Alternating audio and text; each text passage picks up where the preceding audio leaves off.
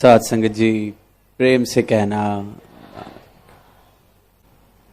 और निरंतर जिक्र हो रहा है कि इस परमात्मा के दर्शन हो सकते हैं और ना जाने लाखों करोड़ों इंसान अनेक अनेक रूपों से इस दर्शन को करना भी चाह रहे हैं, परमात्मा को पाना भी चाह रहे हैं, फिर भी सफल नहीं हो पाते, इस कार्य को सार्थक नहीं कर पाते।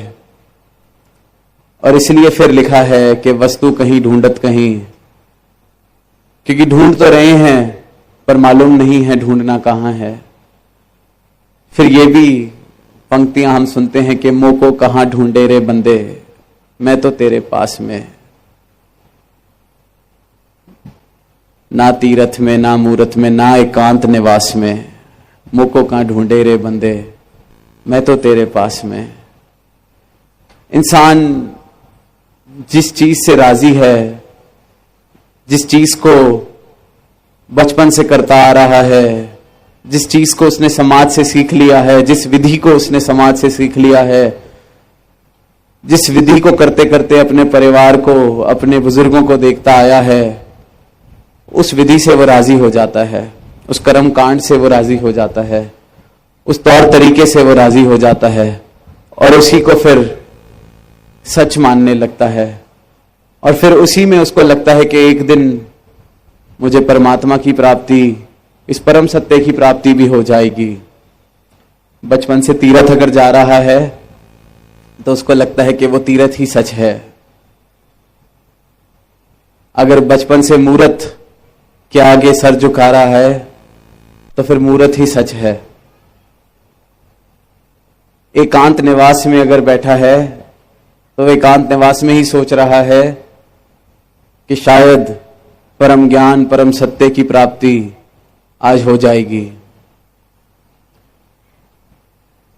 मोको का ढूंढे रे बंदे, मैं तो तेरे पास में। ना मंदिर में, ना मस्जिद में, ना काशी कैलाश में। तो ये सारी चीजें जो आम तौर पर दुनिया को हम करते देखते हैं, भक्ति के तौर तरीके, परमात्मा के यशोगान के तौर तरीके, ये सब मुबारक हैं पर अधूरे हैं जब तक इसके दर्शन ना हो जाएं, जब तक सदगुरु ब्रह्म ज्ञान की रोशनी से जीवन में रोशनाई ना ले आए, जितने अंधेरे, जितने भरम भुलेखे ये सब मिट ना जाएं, तब तक अवस्था इसी प्रकार है कि जिससे मेरा मन राजी है, जिससे मेरा समाज राजी है, जिससे मैं राजी हूं, जिसको मैं अपनी सहूलत अनुसार करने को राजी हूं, उसी पे फिर मैं इस परमात्मा को, इस सच को ढूंढे जा रहा हूं।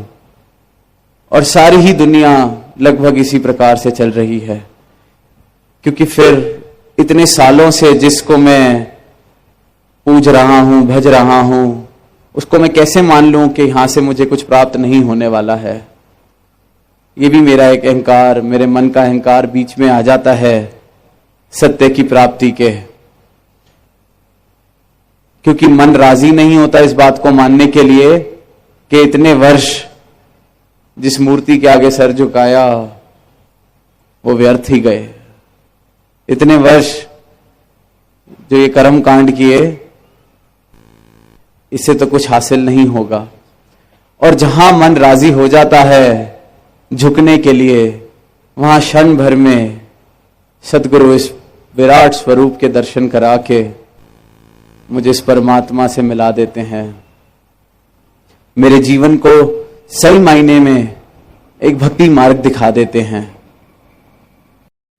सात संगत जी, बड़े प्यार से कहना धन निरंकार जी, राजपिता जी एवं सतगुरु माता जी के अनमोल वचनों को चैनल पर लाती रहेगी। आप जी अपना आशीर्वाद और कृपा दासी पर बनाए रखना। सतगुरु माता जी की रहमतें सभी पर बनी रहे, यही अरदास है।